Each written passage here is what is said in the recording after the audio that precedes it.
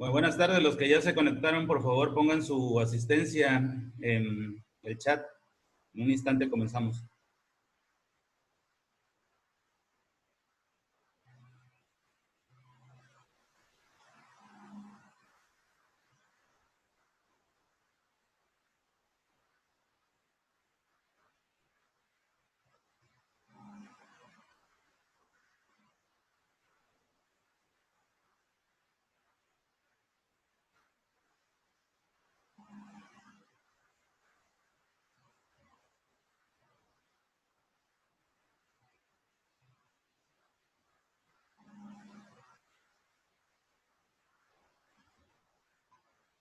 ¿Qué tal, Ariadna? Buenas tardes. Dime, pon en el chat si tienes alguna pregunta. Pues simplemente saludo.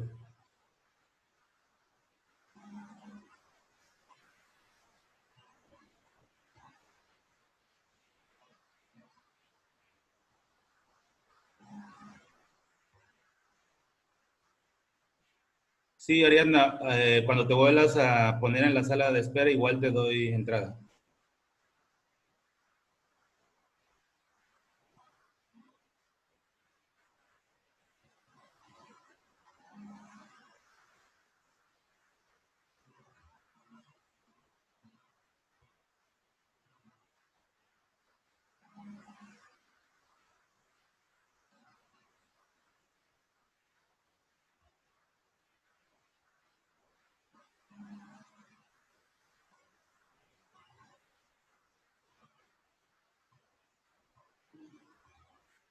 Bueno, pues vamos a comenzar.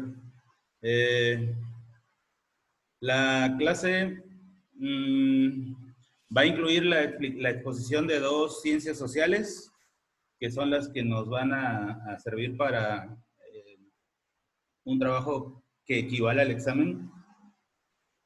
Y por cierto, bueno, hoy es una explicación amplia respecto a esta parte de, eh, en donde íbamos a plantear cuáles son las reglas o condiciones para esta evaluación del segundo parcial. Eh, Supongo que ya su coordinador o algunos profesores les han dicho que la evaluación comienza la próxima semana. Es el periodo de exámenes. Aunque en este proceso de educación a distancia, bueno, tenemos la fortuna de elegir lo más conveniente utilizando todo lo que se ha visto en el proceso a distancia para evaluar. En nuestro caso, hay una actividad que tiene que ver con un cuadro comparativo entre las distintas ciencias sociales que estamos viendo, que por cierto hoy veremos dos y mañana cerraremos este ciclo con otras dos, y ya estarán en condiciones de poder hacer este examen que será entre la próxima semana y la siguiente. Los exámenes son entre el 18 de mayo y el 27 de mayo. Está por confirmarse los días, es decir, apenas van a dar la calendarización, lo que significa que en la plataforma está marcado del 18 al 27 de mayo. Sin embargo, se tiene que subir la actividad sustituta al examen exactamente el día que nos otorga el calendario. Por ejemplo, imaginen que es el martes 19 de mayo, la siguiente semana, el martes. Pues ese día de las 0 horas a las 23:59 es que tienen que subir su trabajo, a pesar de que la plataforma diga del 18 al 27. Es que aún no sabemos, y al no saber, pues yo abrí esa posibilidad, aunque se tiene que subir exactamente el día que nos corresponda a nuestra evaluación, dando con ello espacio para que las diferentes disciplinas, diferentes materias, puedan hacer su propia evaluación el día que les corresponde y así tener espacio para todas las actividades. Eh, También les explicaré acerca de otro trabajo, que es el que ya les había yo encargado previamente respecto a al ensayo. Este ensayo, acuérdense que se construye o se va a construir de las actividades 7, 8, 9, 10 y cómo hacer un ensayo está planteada en la actividad número 11. Eh, de acuerdo a estas sesiones, que es el contenido, es que se hace este ensayo, que habla sobre los distintos fenómenos sociales en México. Al final, no se preocupen, le voy a dar la suficiente cantidad de tiempo para poder explicar esto. Sí, no te preocupes, Maffer, lo importante es que ya estás aquí. Entonces, bueno, eso es lo que vamos a ver el día de hoy. Al final les daré una explicación amplia respecto a cómo se va a evaluar para que no quede ninguna duda. Ahora, hablando de nuestro tema de hoy, que es la sesión número 15, que tienen que subir la actividad en Drive, en la carpeta 15, vamos a hablar acerca de dos ciencias sociales, la geografía, pero la geografía humana, y por otro lado la antropología. Y cómo es que estas dos disciplinas nos dan una idea acerca de qué es primero el ser humano y luego cómo es que se llevan las relaciones entre las distintas sociedades. Hay una relación importante entre, hablando de geografía humana, entre el entorno y el medio ambiente y el grupo social. Es decir, el medio ambiente determina en gran medida el tipo de actividades, el tipo de características físicas, el tipo de características culturales de cada pueblo. Y eso lo vamos a analizar hoy. Por otro lado, en el caso de la antropología, y todo esto a manera de introducción, vamos a ver cómo la antropología nos permite determinar por qué somos así, hablando de un proceso evolutivo, en la parte física como en la parte cultural. La antropología estudia al hombre desde dos visiones, desde la parte material física, es decir, nuestro cuerpo, un poco más enfocado a las ciencias naturales, a la anatomía, por ejemplo, pero por otro lado también estudia la parte cultural o social y cómo han ido evolucionando. ¿Por qué esta parte biológica o física se estudia dentro de las ciencias sociales? Hay una razón importante y espero que lo entiendan con este ejemplo. Hablando de evolución física, el ser humano, antes de ser lo que hoy somos, cuando éramos aún primates y estábamos a punto de convertirnos en homínidos, no teníamos cavidad bucal. El término correcto es que teníamos hocico, como muchos animales, teníamos una protuberancia donde va la boca, lo cual nos impedía tener esa caja de resonancia que tenemos cuando hablamos. Cuando movemos nuestra lengua se desplaza en esa cavidad, lo que nos permite hacer sonidos diferenciados que llamamos lenguaje. Bueno, ahí está la relación entre la antropología física y la cultural. Gracias a esa evolución física es que nacieron los sistemas de comunicación, más adelante los lenguajes, los idiomas. Y por eso es que la antropología biológica o física es también parte del estudio social, porque de acuerdo a esas condiciones físicas es que hoy somos lo que somos. Otro ejemplo, a nivel cerebral, cuando no teníamos la masa cerebral que hoy tenemos, ni la cantidad de redes neuronales que hoy tenemos, pues obviamente el pensamiento complejo estaba limitado. Vino un proceso evolutivo, 1500 centímetros cúbicos de cerebro, y a partir de un cerebro diferenciado en hemisferios, en lóbulos, cada uno con funciones diferentes, nos permitió tener un pensamiento elevado y por lo cual desarrollamos o detonamos nuestra cultura.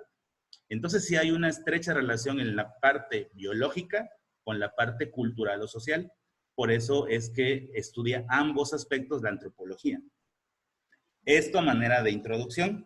Ahora, yéndonos ya a nuestra primera disciplina social, hablando de la geografía humana. A partir de aquí, notas importantes, comenzando con el referente más importante, Jacques-Élise Reclus, de origen francés.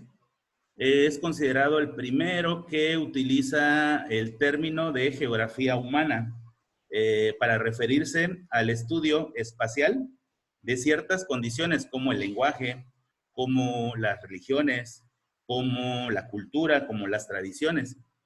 Y este estudio desde la sociología, implementado por este francés, hace que nazca el término de geografía humana. La geografía humana es una rama de la geografía general que estudia al ser humano y sus relaciones sociales en el espacio, hablando espacialmente, entiendas espacio al lugar geográfico. Y es por eso la ilustración que se muestra aquí. en donde, dependiendo de la región del mundo, estamos hablando de diferentes idiomas, estamos hablando de diferentes formas de vestir, hablamos de diferentes religiones, hablamos de diferentes gastronomías, hablamos de diferentes sistemas de gobierno, hablamos de diferentes niveles de estudio, niveles de riqueza, y todo eso ubicado geográficamente en el mapa mundial es lo que hace la geografía humana. Entonces, la nota importante es que hasta ahorita es una rama de la geografía general. Ahí tienen el nombre del creador, el francés Jacques-Élise Reclus.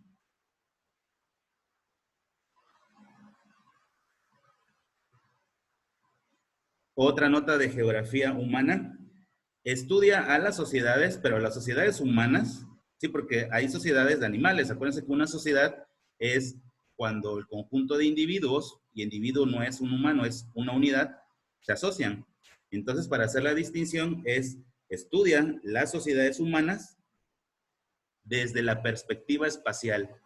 Es decir, en dónde se ubican y las características de esa sociedad ubicadas en el espacio, es decir, en el espacio geográfico.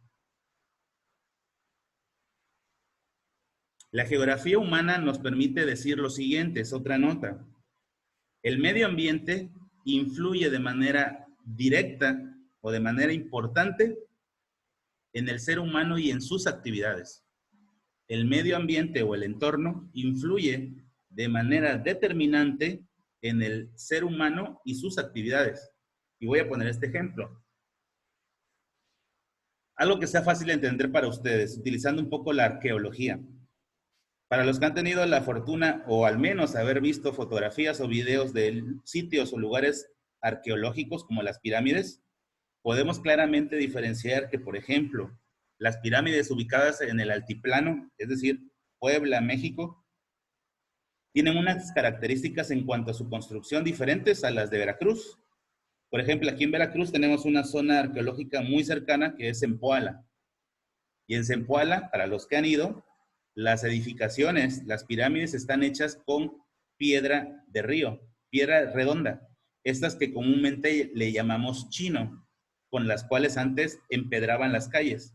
Son piedras que tienen forma redondeada por los miles de años de erosión que han sufrido en los ríos, y ese movimiento las pule, la devasta, va fabricando arenilla. Por eso es que los caudales de los ríos tienen arena como en la playa, y les da esta forma pulida de miles o incluso millones de años de trasiego de un lugar a otro dependiendo de las corrientes o de la fuerza del agua. Y ahí está un ejemplo de cómo, por ejemplo, en la arquitectura, en las construcciones de pirámides, influye de manera importante la geografía. Otro ejemplo, en México los principales grupos culturales, y esto nos los dicta la geografía humana, encontraron su mejor desarrollo en lugares templados con abastecimiento de agua. Ninguna cultura se volvió importante en zonas desérticas. Vean en Estados Unidos. En Estados Unidos había amerindios, igual que acá, pero eran amerindios que vivían en chozas, que no generaron tecnología, que no generaron infraestructura, que no crearon ciencia, por lo limitado de su entorno. Sioux, Pieles Rojas, Apaches, Cheyennes, Hurones, ninguno de ellos alcanzó el nivel cultural que sí alcanzaron, por ejemplo, los mayas, que sí alcanzaron los teotihuacanos, que sí alcanzaron los mexicas construyendo la enorme ciudad de Tenochtitlan. Ahí eso nos lo explica la geografía humana. El medio ambiente, los recursos, la bonanza del medio ambiente, el clima, el agua, recursos abundantes, permiten que una cultura se pueda desarrollar de manera importante, trascienda. Eso es lo que hace la geografía humana, y espero que con estos ejemplos nos quede más claro. También a la geografía humana se le suele llamar ecología humana. ¿Por qué? Porque en lugar de, así como la ecología estudia paisajes, simplemente paisajes, la ecología humana observa paisajes pero culturales, características pero culturales, lenguaje, religión, ideología, gastronomía y todas estas que he mencionado. Entonces, a la geografía humana también se le suele llamar ecología humana porque estudia paisajes, pero paisajes culturales. ¿Qué más estudia la geografía humana? También estudia la distribución humana en el mundo, en el planeta. ¿Cuáles los lugares son donde hay mayor concentración humana? ¿Qué dice la geografía? Donde hay mejores recursos, donde hay mejores condiciones climáticas. Ejemplo, un país con características en cuanto a su medio ambiente y clima templado, como México, tiene una población de un poco más de 130 millones de habitantes. Un país frío, que por cierto se ve en el mapa, está casi al centro del mundito que tienen en la imagen, que es Groenlandia, que pertenece a Dinamarca.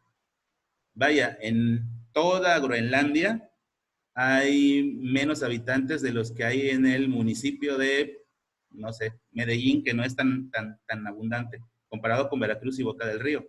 La distribución geográfica es muy baja, porque no hay recursos, porque no hay un clima adecuado.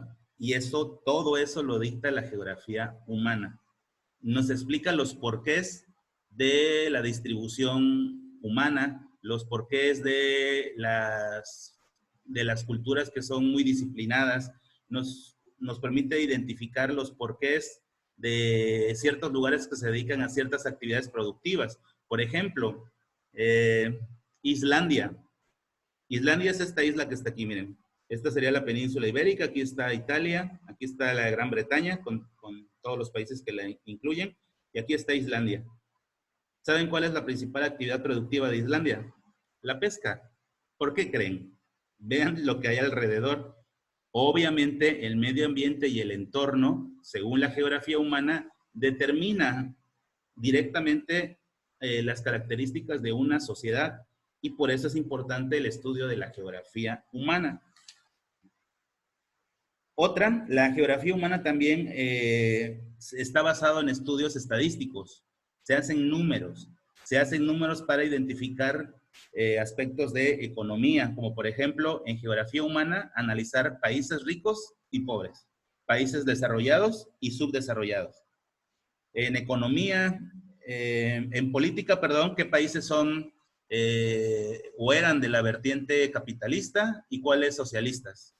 En salud, cuáles son los países o lugares que se presentan más índices de diabetes. Por cierto, México es uno de los más importantes.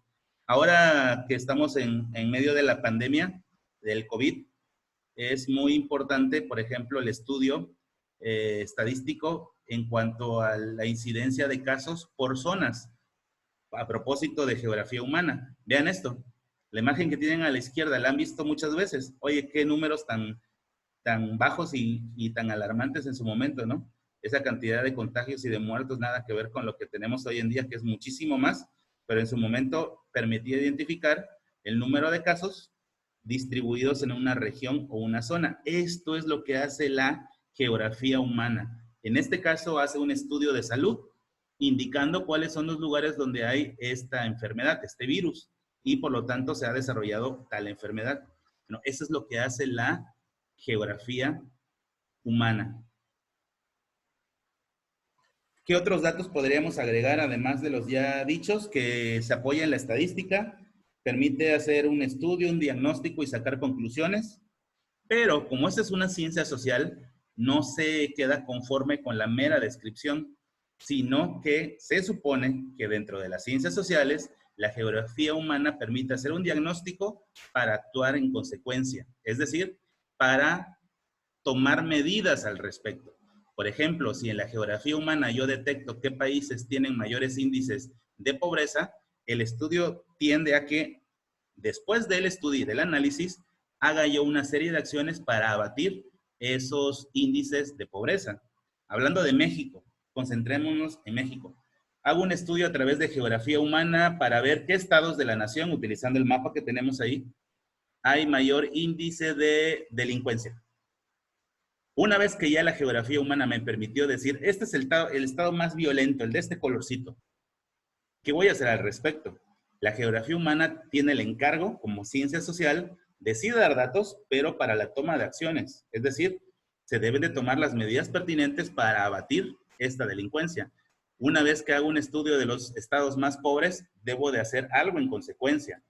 Si hago un estudio respecto a los estados donde hay mayor índice de analfabetismo, ¿de qué me sirve el dato si el dato nada más lo dejo así? Me sirve el dato cuando yo lo elevo a una acción. Para eso sirve la geografía humana. Permite hacer diagnósticos que más adelante me van a permitir tomar acción para sufragar o subsanar las carencias que se detectan a través de la geografía humana. Por eso es parte de las ciencias sociales. El otro ejemplo que tienen a la derecha es el ejemplo de, al término de la Segunda Guerra Mundial, los países en el mundo tomaron una forma de gobierno capitalista, las de color azul, o socialista, las de color rojo. Y ahí está el mapa en los años posteriores a la Segunda Guerra Mundial, más o menos en la década de los 50, así estaba pintado el mundo. Los rojos son los que tenían una vertiente comunista y los azules los que tenían una ideología capitalista. Eso es geografía humana. Y bueno, eso es la importancia de la geografía humana. Y nos pasamos a la siguiente ciencia social, que es la antropología. Espero que hayan tomado las notas pertinentes. Ahorita explicamos en qué consiste el trabajo. Si tienen alguna duda o algo, igual me lo ponen en el chat y en un instante en que pueda, lo reviso y contestamos. La antropología. Habíamos dado en la introducción a las ciencias sociales que antropo, significa hombre. Y logía, logos, es ciencia, tratado o estudio. Por lo tanto, la antropología estudia al ser humano o estudia al hombre. La antropología se divide en dos partes, la antropología social y la antropología física o biológica.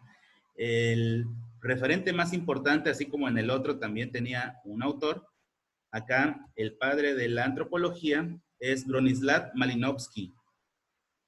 Este nombre, para que lo puedan escribir, se los puse aquí. Este Bronislaw Malinowski se le considera el padre de la antropología, sobre todo la antropología cultural. ¿Qué le hizo ganar esa distinción? Hizo un estudio de etnias con culturas arcaicas, desnudos, donde ni siquiera conocían el uso de la tecnología, en donde no conocían ningún dispositivo fabricado, en donde él se incluyó como parte de ellos, se le hizo una inserción, es decir, formó un estudio de tal suerte que él era uno más de ellos sin modificar el entorno. Y ese estudio le llevó meses y años. Y debido al trabajo que él logró, la trascendencia de entender a una cultura arcaica, se ganó la distinción de padre de la antropología cultural. Pero la antropología también tiene la parte a su izquierda, la parte biológica o física. Permite identificar y conocer cómo se llevó a cabo la evolución humana. Acuérdense, y aquí es primera nota, de la antropología física o biológica izquierda, que nosotros provenimos de una evolución que, según la ciencia, somos el resultado de la evolución de los primates. Los primates, debido a un cambio en las condiciones ambientales, se vieron obligados a evolucionar, a cambiar, a modificar su estructura física para poder sobrevivir. Según Darwin, el que no se adapta a los cambios del medio ambiente está condenado a la extinción. Y entonces el ser humano muta, cambia, se transforma, se modifica, deja de ser cuadrúpedo, se convierte en bípedo, deambula en dos extremidades, camina ahora en un ángulo de 90 grados cuando antes tenía una inclinación. Su sistema óseo o huesos sufre una transformación. La médula espinal nos permite tener una espalda recta y nos permite deambular en dos extremidades de una mejor manera. Nuestras manos evolucionan. Tenemos un dedo opuesto, que es el pulgar, lo cual nos permite tomar cosas con una mayor facilidad que el resto del reino animal.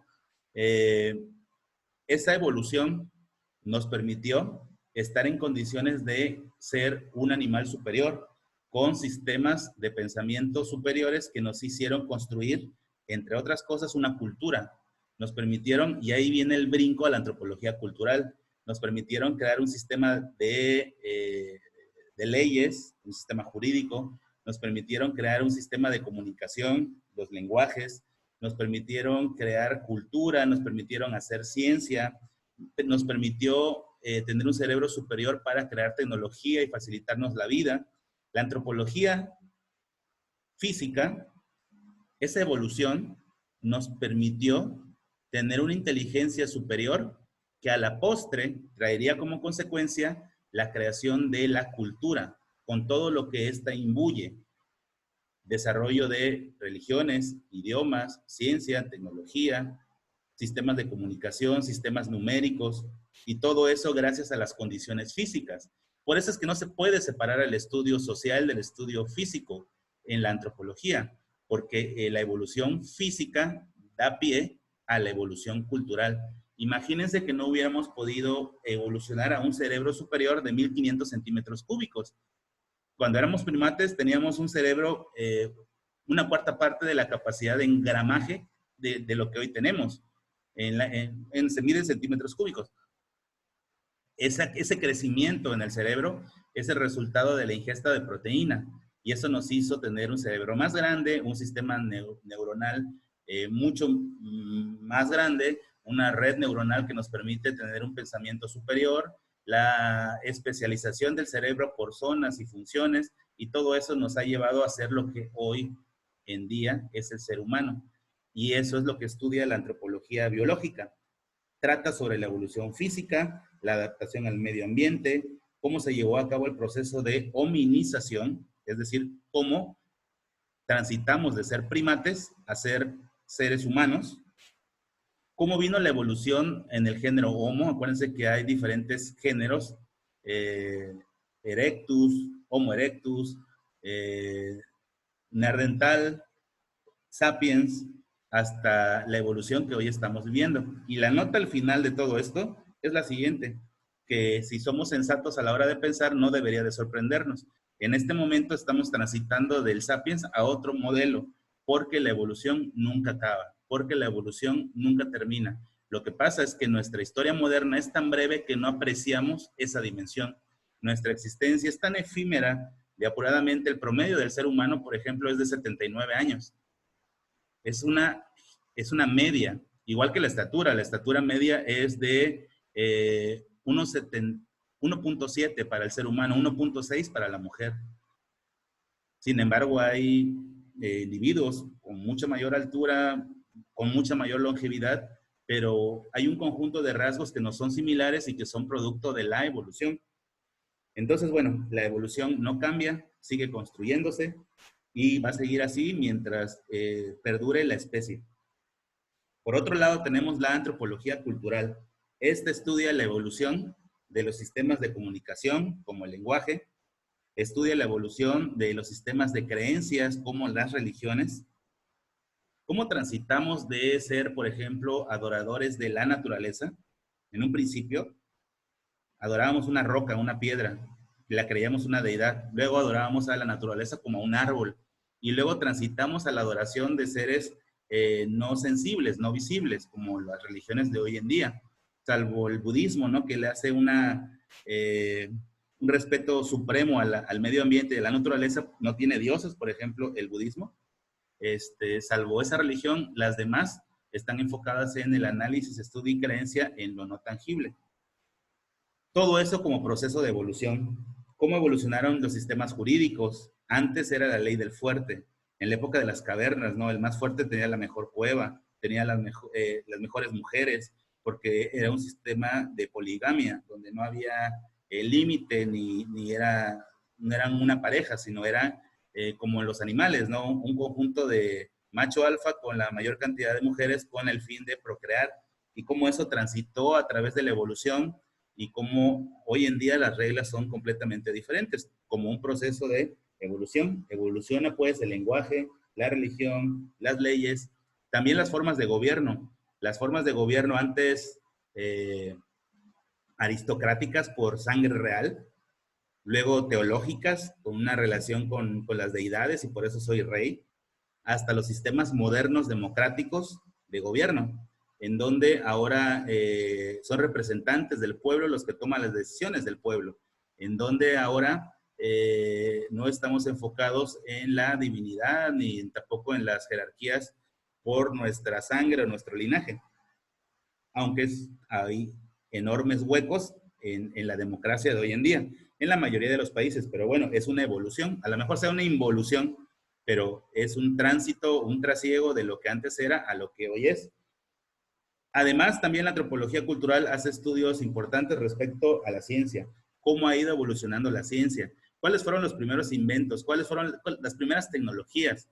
Las primeras tecnologías estaban relacionadas con la supervivencia, ropa, el desollar a los grandes animales para protegernos con su piel, como por ejemplo los mamuts, el crear a través de herramientas como la piedra, tallarla para crear una punta y crear flechas o puntas de lanza para defendernos y para cazar.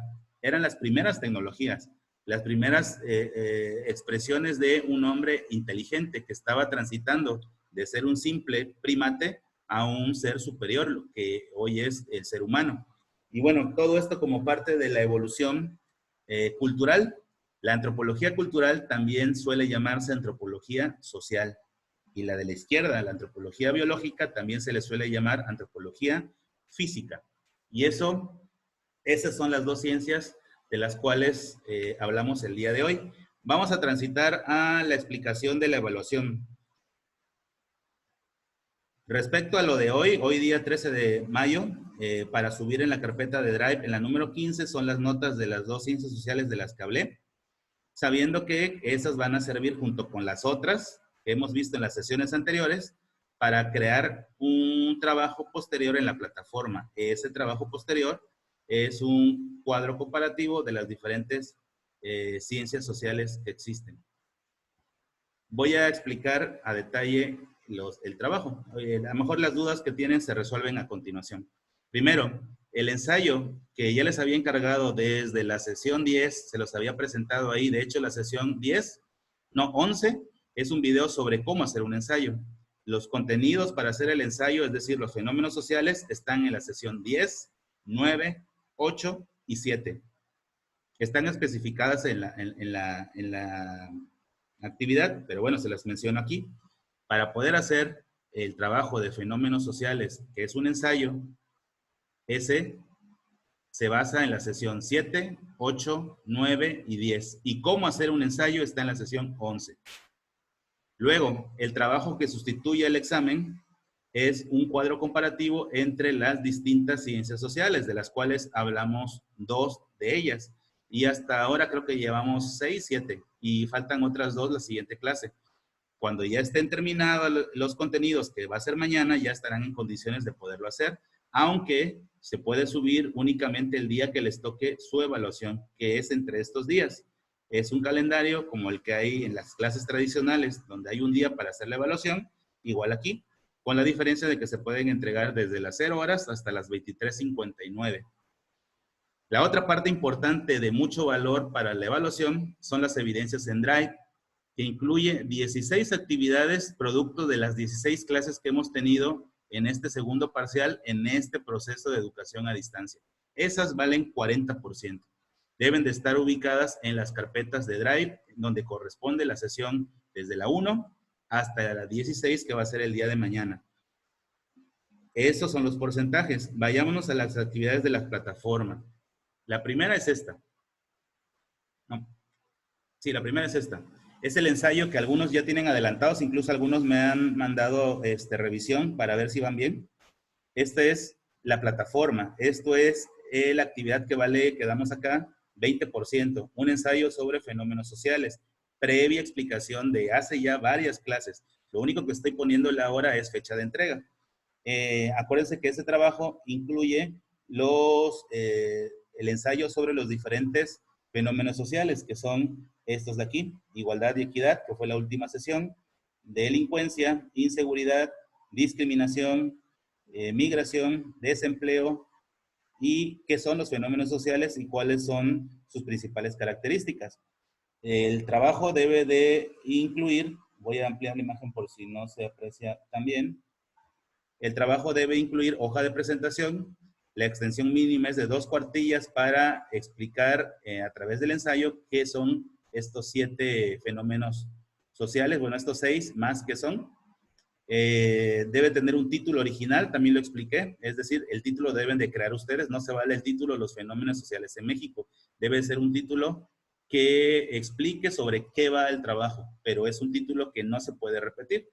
Cada uno de los más de 90 alumnos que son de segundo grado deben de tener un título diferente, porque no se puede repetir porque es únicamente de ustedes.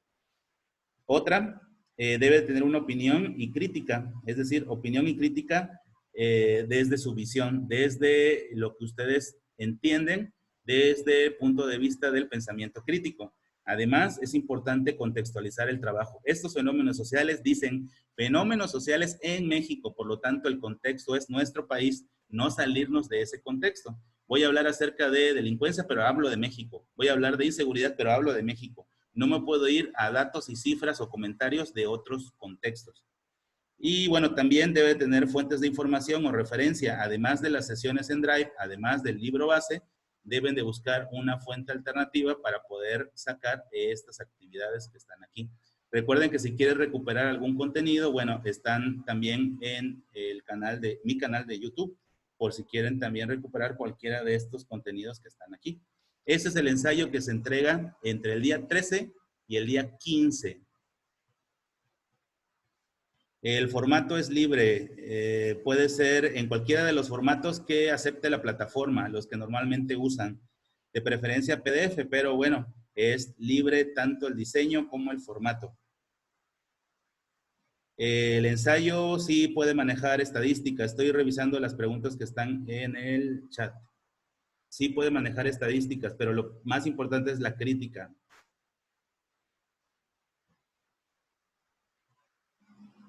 Las antropologías, Alondra, son antropología física o biológica y antropología social o cultural.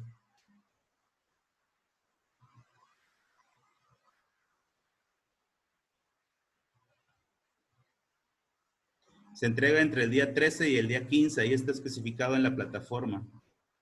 Bueno, voy al siguiente, a la siguiente actividad que está relacionada con el examen, el que sustituye el examen. Este de aquí. Es un cuadro comparativo de las diferentes ciencias sociales, incluyendo las de hoy y las de mañana. Estas son las 7 que ven aquí. Estas, además, deben de considerar estas categorías a comparar. Acuérdense que si es un cuadro comparativo, hay categorías que se deben de comparar entre ellas, como por ejemplo el nombre de la ciencia. Eso es sencillo, nada más el nombre aquí. Los exponentes o autores principales, cada uno de ellos tiene exponentes, como los que vimos el día de hoy y todas las anteriores. La definición, qué es cada una de las disciplinas, las principales características, al menos 5, y los aportes a la vida social. Es decir, la economía es la ciencia que se encarga de estudiar las fuentes de producción de la riqueza. Aportes a la vida social permite generar las condiciones suficientes para el desarrollo social gracias al crecimiento económico, por ejemplo. Las condiciones para entregar el trabajo, hoja de presentación, se evalúa también el diseño, además del contenido, es decir, que lo tienen que hacer con bastante dedicación, y el formato es a libre creatividad. Formas, colores, formas de la tabla, ahí es a libre creatividad. Solo recuerden que por eso vale 40%, para que le echen muchas, muchas ganas. No es necesario que se citen, a menos que sea una frase y nada más decir es una frase de tal persona. No es necesario hacer citas. El formato es libre, habíamos aclarado. Ese se entrega, nada más sepamos cuándo es nuestra evaluación, pero debe ser entre el